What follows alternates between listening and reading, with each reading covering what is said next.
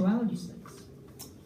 Okay, so this was originally supposed to be a facilitated discussion, and so it's not supposed to be a presentation, or it wasn't. So as such, it's worth stating that we're not presenting on a single research project that we are undertaking together. It's rather that we both have a number of projects on the go that are focused, broadly speaking, on LIS and racial politics, and we often find ourselves talking about these more fundamental analytical or sort of meta-theoretical questions around how we frame race, racism, and anti-racism to begin with, right? To begin with. So we thought we'd present some of these basic perspectives and critiques as a starting point for further discussion. So what we're going to do is offer kind of a rough sketch of the kinds of things we've been thinking about, followed by a whole slew of questions, with the hope that we can hear from you during the discussion period and perhaps in some of the discussions we have in the hours ahead. So our central focus today is the tension between anti-racist approaches that frame problems and solutions primarily in individual terms and approaches that frame problems and solutions primarily in structural terms. And the key word here is primarily. We're not out, in other words, to argue for the purity or the preferability of a given starting point. I think we can likely all agree that individual, which is not to say independent, but individual acts of racial violence do happen, from that kind of can I touch your hair exoticization to the burning of mosques in Texas, California, and elsewhere, right? Just as we can likely all agree that racism manifests systemically too, that there are larger patterns that we should be paying attention to as well. So the questions we're raising are not about the mere existence of one form of power or another, but about what we go about emphasizing, what we focus on, and what we give primacy to in our accounts of racism. Nevertheless, the tension between structural emphases and individual emphases continues to be a key issue in racial politics, and it characterizes all kinds of public discussions of racism. So much of the popular discourse around racism tends to focus on the intent or the impact of individual actors or actions, whether this be incidents of racial language, or racist language rather, or physical violence, direct or indirect, subtle or not so subtle, explicit or implicit. And we've seen this sort of emphasis on individual actions in popular talk rather around the racial demagoguery of Donald Trump and the former ruling Conservative Party of Canada, which is where I'm from, in discussions around police violence. Certainly we've seen these discussions, and in discussions of the Charleston and Chapel Hill shootings in 2015, countless other conversations as well, right? So you have a lot of folks saying things like, this kind of racism has no place in Canada, or this kind of racism has no place in policing, or this kind of racism has no place in the Republican Party, right? All statements that are all in their own way kind of mind-blowing when you think about it, right? So then you also have other folks saying, hold on, we need to pay attention to the ways in which racial subordination is part and parcel of the normal operations of the social order, the kind of thing that April was pointing to this morning. So this sort of perspective is exemplified in one of the slogans that's been most prominent in the Black Lives Matter movement, namely, the system isn't broken, it was built this way. And the key word here, it seems to us, is not system, right? So it's not simply that racism is seen as a system-wide problem. In fact, often you hear people talking about systemic racism, but it turns out that what systemic actually means to them is the widespread existence of individual racist attitudes, right? So the key word here, rather, is built, right? The system was built this way. So this perspective, that word built, invites a specific focus beyond the actions of individual subjects and organizations. Widespread as these may be, it invites inquiry into the system's normal operations, dynamics, and structures, as well as into the assumptions that animate it, the interests it serves, and the histories by which it's surrounded, right? So to ask these kinds of questions of white supremacy is to ask how racialization, and particularly how the production of whiteness, serves as a structuring phenomenon that makes possible the normal operations of the foundational social, political, and economic arrangements that govern virtually every aspect of our lives, whether that be the borders of the nation, the governance of land, the production of our food, our sense of citizenry, and so on. Having said that, as David Theo Goldberg has demonstrated, the liberal racial politics that has dominated anti-racist thought has tended to locate racism and anti-racism, and indeed, I would argue race itself, chiefly as matters of individual action, right? So in particular, racism comes to be framed as ideas, right? As a set of misguided and harmful beliefs, as a matter of social psychology, as deviance and irrationality, and so we go about studying it in terms like bias, in terms like discrimination, prejudice, hate, attitudes, and ideologies, whether these are understood to be held by individual people or by individual organizations. And so again, the assertion that racism is widespread and systemic does not per se represent a departure from the assumption that racism represents a set of ignorant individual ideas, right? So anti-racism in turn comes to be seen as self-work, right? Whether this be personal unlearning or individual organizational reform, where the organization is treated, as Sarah Ahmed puts it, as like an individual, right? So where the organization is positioned as, quote, someone who suffers from prejudice and who can be treated so that he or she can act better towards racial others, right?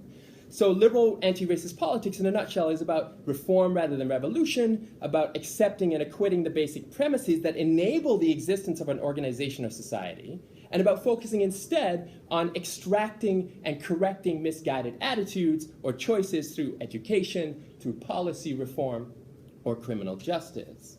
So consequently, racism as a structuring aspect of, racism as an embedded, foundational, animating presence in the logics of these broader social, economic, and political arrangements tends to be de-emphasized.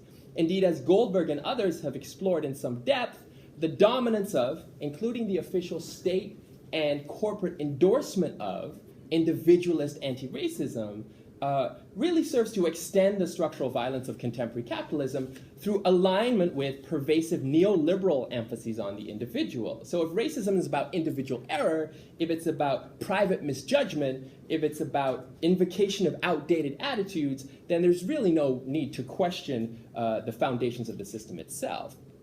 And we've seen this with Canada's recently elected sort of Obama-esque, normatively handsome liberal Prime Minister Justin Trudeau, who actually got in a fight in Parliament a couple of days ago, who put together what's been called the most diverse cabinet in Canadian history, including Canada's new brown badass Minister of Defense, Harjit Sajjan. And this diversity has widely been seen as a rebuke to the more explicitly racist rhetoric of the previous neoconservative government, right? But while the new government isn't using the same kinds of racist dog whistles or bullhorns or whatever as the last government, it is nevertheless working to more or less extend the same sorts of imperialist projects at home and abroad, except under far less public scrutiny, right? So the goal of this sort of individualizing racial politics, in other words, becomes diversification of existing arrangements towards harmonious, and the term we use is race relations, right? The getting along of groups who are assumed to be distinct, apolitical demographics, and what this really inhibits is the exploration of the sort of complex ways in which such arrangements really work to reproduce race and white supremacy.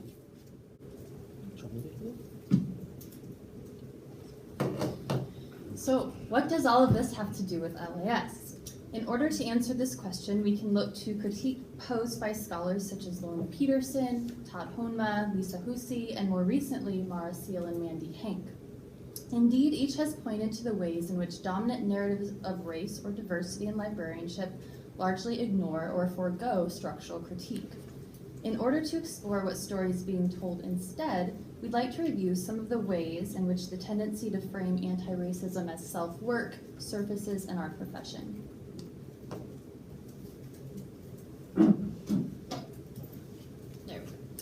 Perhaps the most obvious way is through the promotion of cultural competence, which is also sometimes articulated as cultural intelligence, cultural sensitivity, etc. As articulated in the 2012 ACRL diversity standards, cultural competence includes things like cultural awareness of self and others, as well as cross-cultural knowledge and skills. And we see a number of conference panels and presentations, workplace professional development offerings, and even courses related to cultural competency in LIS. These educational efforts target habits, actions, and biases in order to increase personal sensitivity to, understanding of, and respect towards others and other cultures. We can also locate the discussions and projects surrounding microaggressions and LIS within this particular strand of self-work. While the LIS discourse around microaggressions typically doesn't make the gross direct connection to profit or performance that we sometimes see with cultural competency, particularly in the workplace, right? Still, it emphasizes the correction of individual attitudes, assumptions, language, and behaviors. The logic here is that if you are culturally competent, you will not only treat your colleagues in the library better, but you will also be able to provide culturally competent collections and spaces and services. And so we see a call for respect and approachability at the reference desk, culturally relevant library instruction, and programming that celebrates our multicultural users, just to name a few examples. In the same way in which we frame anti-racism as a commitment to improvement through self-work, LAS largely operates under the belief that single institutions, organizations, too can be improved. The common narrative is that if we reform libraries so that they represent the communities they serve, if, in other words, they are demographically aligned with the makeup of broader society, then justice is achieved because inclusion is achieved. Here, racism is framed as exclusion, and anti-racism becomes simply a matter of representational politics. Thus, we see recruitment and retention efforts such as scholarship programs and mentorship networks, as well as efforts related to hiring practices, balanced workloads, and the like, all of which operate under the assumption that, again, anti-racism equals inclusion. And I encourage everyone to check out David's forthcoming article, as well as Mandy Hank's recent talk on critical librarianship for a more robust and lengthy critique of how these ideas surrounding demographic alignment and representation, how they circulate and work in LAS. Really good stuff.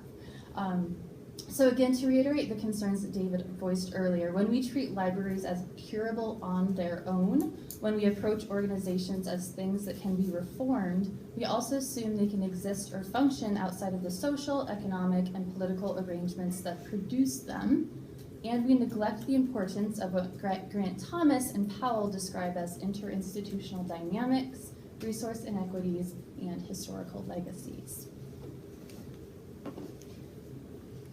We can also locate the narrative of self-work and LIS in what Barbara Applebaum describes as white privilege pedagogy, which is the practice of calling upon white privilege as a way to introduce problems posed by white supremacy and also to assert anti-racist solutions. White privilege was perhaps first formally introduced in LIS in 2004 when John Barry published White Privilege in Library Land, which I'm sure some of us in this room have read. In this piece, he connects awareness of privilege to, quote unquote, the goals and values of diversity and equity, just as Peggy McIntosh in her famous Knapsack essay contends that acknowledgement of privilege makes one accountable. And we've since seen the concept of white privilege appear in a number of anti-racist LAS documents, articles, blog posts, etc., and the diversity standards that I mentioned earlier do recommend that privilege is something one should acknowledge and explore. And so by now you might be able to see where I'm going with this. As white privilege pedagogy, though it's meant to connect everyday experiences to structural inequities, it quickly individualizes anti-racism. So acknowledging privilege, resisting or rejecting or working through it, using it for good, or simply publicly admitting that you have it, all calls illustrate the extreme focus on individual attitudes, perceptions, biases, and experience. The self-corrective project can quickly become the anti-racist project.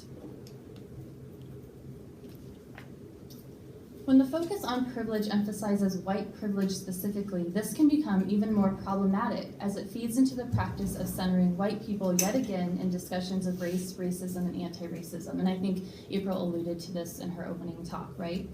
Within the framework of white privilege pedagogy, anti-racism risks becoming about white healing or redemption or liberation, a personal project for and about white subjects who are also often encouraged or even expected to round out their personal journeys by identifying as anti-racist allies. And we're increasingly, again, seeing trainings, seminars, and even checklists related to all sorts of allyship in LAS, all of which are positioned under this kind of broad banner of social justice. So to summarize, the story goes that if you and your library are culturally competent, if you do not microaggress, if you recognize your privilege and commit yourself to allyship, and so on and so forth, racism will be well on its way to being conquered and anti-racism achieved. Implicit in all of these claims is the idea that both problems and solutions are personal matters, right? If we educate ourselves about other cultures, as if there are other distinct, unchanging other cultures, if we educate ourselves about the correct language to use, assumptions to avoid our own privilege, and finally, if we assume particular anti-racist identities, the work is done. Here, injustice is conceived of as something not only originating within individuals, but also as something to be corrected through individual education, and finally, through the identification as a certain type of individual.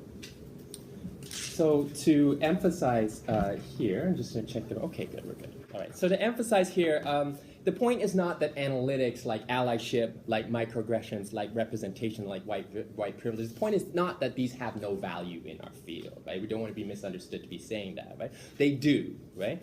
The point is rather that anti-racisms are not all politically homogeneous, right? Anti-racisms do not all serve the same interests. And it's worth paying attention to how we frame things and to the broader discourses with which such framings align. So the individualist liberal racial politics into which analytics like allyship and microaggressions are incorporated in LIS actually ends up reinforcing key logics of white supremacy.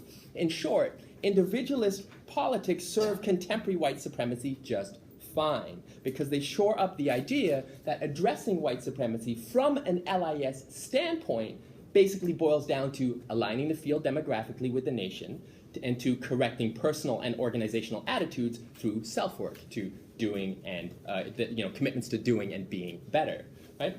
So the hegemony of this kind of anti-racist politics inhibits work that seeks to situate racism in LIS as intertwined with the larger structures of white supremacy through which the existing social order is normalized on an ongoing basis. So the overwhelming focus on individuals, on organizations, and on the field in isolation really hampers that critical LIS inquiry that goes beyond treating white supremacy in the field as a matter of race relations, as a matter simply of relationships between and positionings of racial groups understood demographically, understood apolitically, understood ahistorically. So this kind of individualism we're talking about really inhibits that critical LIS inquiry that gets into questions of racialization, right? Questions that, about those processes by which racialized knowledges, bodies, identities, and systems of material power and interest are reproduced and contested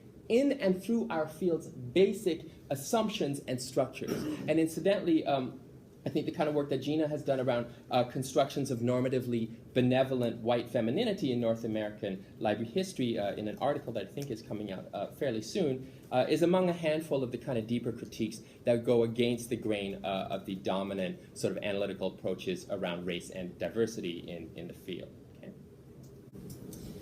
So in closing, we speak of the relationship between what we describe as individual and structural approaches to anti-racism as one of tension, because it gives rise to a number of compelling and important questions. And so to wrap up, we'd like to pose some of these questions as a sort of conclusion, with the caveat that while we don't at present have answers to all of these, they do guide our thinking and our work. So first, what, for instance, might an LIS emphasis on structural dynamics look like? What modes of analysis might such a shift enable? Would a shift towards such an emphasis require changes in research culture? Is analysis like this methodologically practical in the library world? And what are the implications of asking such a question? Next, if white supremacy is understood to be a structural formation, how do we integrate critique of individual behavior, from microaggressions to claims that to problematize whiteness is to engage in reverse racism? Does individual education have a place within structural analysis? And finally, how, if at all, might individual and structural approaches ultimately work in tandem to create more robust critiques of white supremacy from within the field? So again, we thank you for being here. We look forward to your thoughts during the Q&A to follow. Thank you.